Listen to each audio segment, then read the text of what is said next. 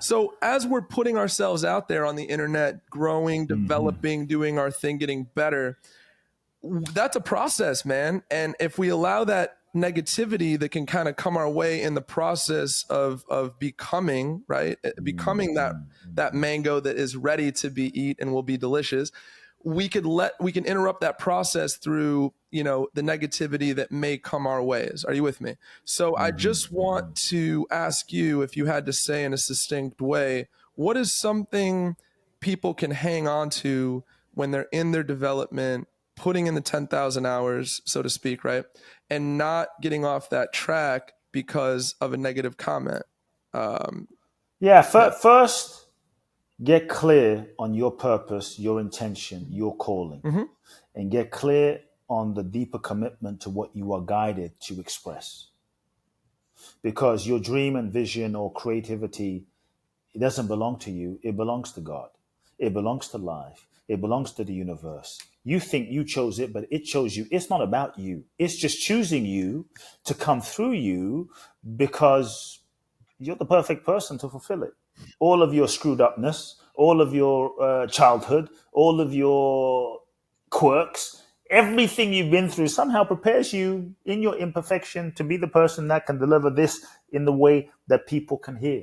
So it's not about perfection, right? And so we think it's ours, but it's life's. And life is using you to fulfill itself and express itself and unfold its creative impulse through you. So first we've got to get that clear. So then our job is not to be the one that does it. Our job is to get out of the way. To just get out of the way and be receptive to be a vessel and a vehicle and obedient to bring it to life, because life will use you. And so that's one. When we don't attach to our sense of it's mine, it's me, it's my art, it's life's art. Who are you to judge life's art? Who are you to judge what life and God wants to express to you as terrible? It's like life's art. I mean, and what is art anyway? Subjective. All of it's subjective. I mean, one time I went to an art show in Venice Beach 15 years ago. So the best artists coming to Venice. Okay, let me see what the best artist. $50,000. I mean, it wasn't like crazy amount expensive, but it's not like $200 art. Right. $50,000 piece of art. And guess what it was? What was it? Trash stuck to a canvas. I'm like, I could be this. I mean, $50,000. I'm an artist. Yeah, but maybe the artist just had the obedience, the chutzpah, the whatever to say. I'm just going to do that and not judge it. And so we forget the haters. The haters are nothing. We are the ones that are hating ourselves. We are the ones that are judging ourselves. My art is not enough. The person who dared to put the trash, he's like, I'm not going to hate on myself. I'm just going to put trash out and just let it be what it is. That is total unhating. You understand? And so many of us were hating ourselves. This is not enough. I look too fat. My voice is not so good. I'm not a good speaker. My hair is this. My music is shit. My lyrics are terrible. No one's going to like my stuff. We're hating on ourselves. Forget the haters. If we were as kind to ourselves as the haters are, we would be in heaven. and so we are 5 times more hating than the haters. So first we have to own that and unhate ourselves and start saying, okay, it's not my work, this is God's work, and I'm just going to be the delivery person to the universe and stop being so hard on ourselves and hating the creation of life, right? So first we have to acknowledge, I'm the hater. You cannot control people's perceptions and opinions about you. Everybody has a right to their own opinion. The thing is, their opinion, and whether it's hate or what have you, however you want to interpret it, their opinion about you and your creativity and your expression reveals more about them than it does about you, because their perception of you and your art is filtered through the lens of their conditioning, their consciousness, and their current level of perspective. That has nothing about you.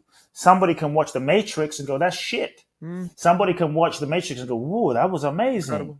Incredible. One of my favorite movies is Vanilla Sky with Tom Cruise from years ago. Fantastic. Like, I watched that 4 times, like amazing. People are like, that was terrible. So was it terrible or was it good? It's like whatever level of consciousness you bring to it makes it what it is. So someone's perception about you reveals more about them than it does about you. So if you choose to take it personally and you choose to take on it's just their reality in that moment. It's not the reality. So we have to learn to stop trying to control other people's realities and know what our reality is and stay true, not to the attached outcome, but stay true let's to doing humanize the this work. for 1 second, Coop, because I think we have this base level need, right? This primitive base level need to be loved and accepted, right? Are you with me on that? Yeah, it's a primitive thing, right? Okay. Sure. So, but we have to love and accept ourselves. That's the foundation.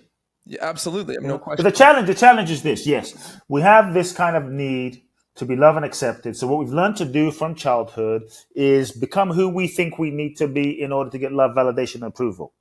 I'm going to be the nice guy. I'm going to now betray parts of myself and become some other version of myself by developing a role, a mask, a persona, so that I can be who Samson thinks I needs to be. And I'm going to do this dance and put on this role and mask.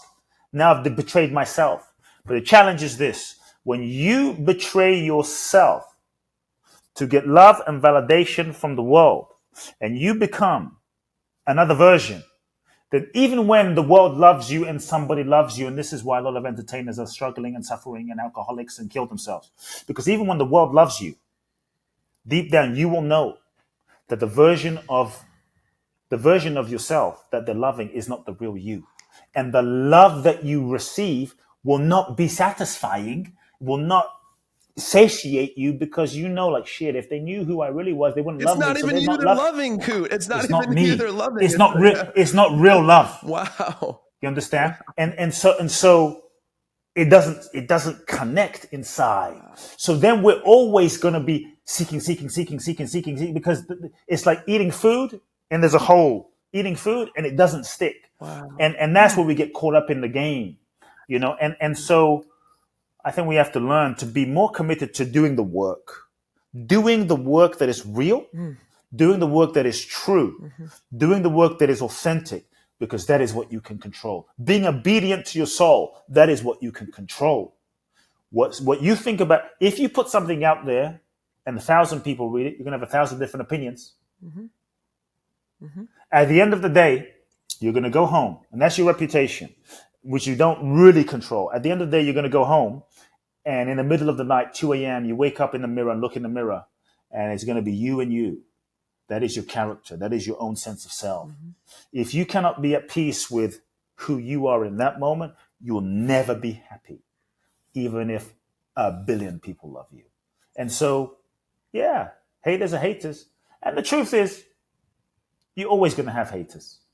Yeah, you understand? You're always going to have haters. To quote our favorite Oprah, I don't know if you've heard this Oprah quote, but she said, "You could be the finest, juiciest peach picked right off the vine, and there's still going to be somebody that hates peaches." Yeah, look. Let's get real. Let's get practical for a second. Jesus. Yeah. What happened to Jesus? Oh man, they killed him. Put him on a cross. Haters. It's Jesus, man. Martin Luther King. Haters. Gandhi. Just trying to help people. Haters. Yeah. So it's going to happen. Here's the thing. Sometimes even when you put positive things out there, you're going to have haters, man. It's just life. Why? Well, it's not fair. It's just life. Because here's the thing. When you let your light shine, when you put yourself out there to the world, when you start expressing your creativity, sometimes also what starts happening. Here's the thing. It's not that they're hating you. But when you put yourself out there and you say, I'm going to just be magnificent. Yeah. For some people, that's painful, not because it's you.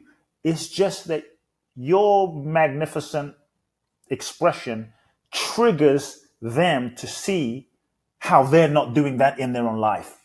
Yes. And it's painful. Yes. It's painful to see Samson going for it. Yeah.